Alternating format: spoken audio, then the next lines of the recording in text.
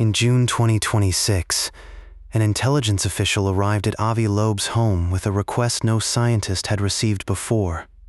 Build the team that would examine America's UFO files. That sounds like disclosure. It isn't. Not yet. Because Loeb's scientists cannot choose what they see. More than 50 videos, images, and records have been requested. Somewhere inside that list may be the clearest UAP evidence Washington possesses, or 50 more blurred objects with the data that matters stripped away. And that gives us one question for this entire investigation. Is the government creating a real scientific test, or a council designed to look serious while the decisive evidence stays locked away? By the end of this film, we can tell the difference. Not from a UFO video. From three things: who controls the files, what metadata survives, and whether outside scientists can challenge the result. First, we need to correct the headline. The White House did not simply hand Avi Loeb the UFO program. President Trump's directive triggered a government-wide search. The Office of the Director of National Intelligence then created a governance board. Loeb leads the outside scientific council beneath it. That hierarchy changes everything. The board holds access. The scientists hold advice. If the files are incomplete, even the best team in the world can produce nothing but a more sophisticated mystery. And that is the real experiment. Not whether aliens exist, but whether Washington is finally willing to let science test the evidence. The corrected version of the story is less dramatic than the headline, but more important. The governance board coordinates the intelligence, defense, law enforcement, and civilian agencies that actually possess the records. Loeb's group sits outside that system. It can review what the board provides, identify missing information, recommend better censors, and propose standards for resolving a case. It cannot order an agency to open a vault. The council says it will work only with unclassified material that can be discussed publicly. Its members are volunteers. There is no independent budget, no subpoena power, and no direct control over declassification. That does not make the council fake. Advisory bodies can change standards, expose bad methods, and force institutions to explain themselves. But their value depends on the quality of the information placed in front of them. After its first meeting, the council requested more than 50 specific items: videos, images, documents, and supporting records tied to known cases. For the first time, the promise of scientific access became something we can measure. As of July 11th, Loeb said the council had not received an answer. That may be ordinary government delay, or it may be the first warning that the public scientists and the classified system are moving at very different speeds. So, the first result will not be an alien photograph. It will be a delivery receipt. What arrived, what was withheld, and whether the missing pieces were acknowledged. Why choose Avi Loeb for a role this sensitive? His conventional credentials are formidable. He is a Harvard astrophysicist and cosmologist, and he chaired Harvard's astronomy department for 9 years. But credentials are only half the reason his appointment matters. Loeb is also one of the most polarizing scientists in modern astronomy, because he is willing to place extraordinary possibilities into public debate before most colleagues believe the evidence deserves it. In 2017, the first known interstellar object crossed our solar system. It was named Oumuamua. Most astronomers treated it as an unusual natural body. Loeb argued that an artificial origin, perhaps technology, should remain among the possibilities. He did not prove that claim. Critics argued that unfamiliar natural objects do not become machines merely because their behavior is difficult to model. The dispute became a lesson in how quickly an open hypothesis can harden into a public conclusion. Then came the Pacific spherules.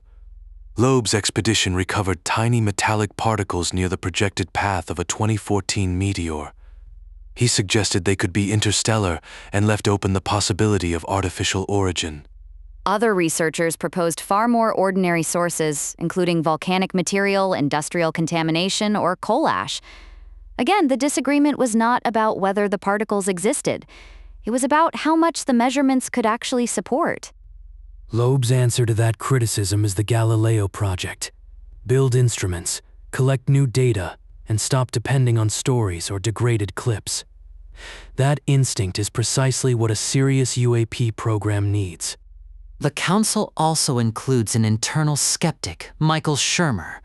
Yet many members come from Loeb's own academic orbit. Familiar teams can move quickly. They can also share assumptions without noticing them. That makes Loeb both the opportunity and the risk. He may be willing to ask questions other scientists avoid. He must also prove that the Council can eliminate an exciting explanation as confidently as it can investigate one. Now imagine the evidence arrives as a 12-second infrared clip. A dark object crosses the image. It seems fast. It makes no visible exhaust. Then it appears to change direction. Before asking what the object is, ask what the camera was doing. What lens was used? Was the platform turning? Was the image stabilized, cropped, compressed, or enhanced? How far away was the target? A nearby slow object and a distant fast object can draw almost the same path across a flat image. Parallax can turn ordinary relative motion into an impossible maneuver. Without range, apparent speed is not measured speed.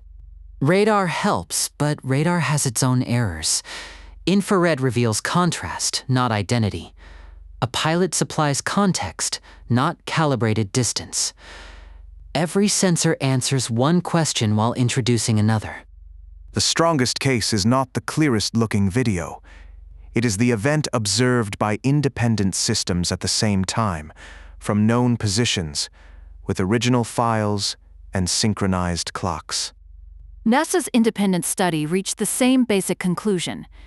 There are too few high-quality observations for firm scientific claims. Essential metadata are often missing because the sensors were built for other missions. Artificial intelligence can compare trajectories, classify known aircraft, and synchronize enormous archives. It cannot reconstruct a distance that was never recorded. A precise algorithm cannot rescue an imprecise observation. And enhancement can make the problem worse. When software invents detail inside a blur, the image becomes more persuasive while the evidence becomes less reliable. Sharper is not automatically truer. Human testimony still matters. It can establish where observers were looking, what changed, and which systems reacted. But memory is not a sensor log, and confidence is not calibration. Then comes provenance. Can analysts trace the file from the original sensor through every copy, conversion, crop, redaction, and public upload? If that chain breaks, a dramatic clip may be impossible to audit. Arose says no government investigation or official review has confirmed extraterrestrial technology. It also says many unresolved cases could become ordinary objects if better data existed. Unresolved is not a synonym for extraordinary, but it is not a synonym for meaningless either. It describes a failure to reach a reliable identification. The scientific question is why the evidence failed. On May 8th, the government opened a new public archive called Pursue, the Presidential Unsealing and Reporting System for UAP encounters. Records would be released in rolling batches instead of one final dump. That is genuine progress. Centralized records are easier to search, compare, and challenge than files scattered across agencies. Public access also allows independent researchers to find errors official analysts may have missed. On July 10th, the fourth tranche arrived. Hundreds of megabytes of documents and more than a gigabyte of video. The material crossed nearly 8 decades of American UAP history. There were project sign records from 1948, a Los Alamos case from 1949, NASA shuttle imagery, and modern reports connected to the Yellow Sea, the East China Sea, the Gulf of America, and the Western United States. Visually, the archive is powerful. Typewritten pages sit beside infrared tracks, military maps, and sensor footage. It feels like one continuous mystery preserved by the state. But proximity is not proof. 40 ambiguous records do not become one strong case because they share a website. Each event still needs its own location, timing, sensor geometry, and investigative history. Some files are historically valuable, even when they are scientifically weak.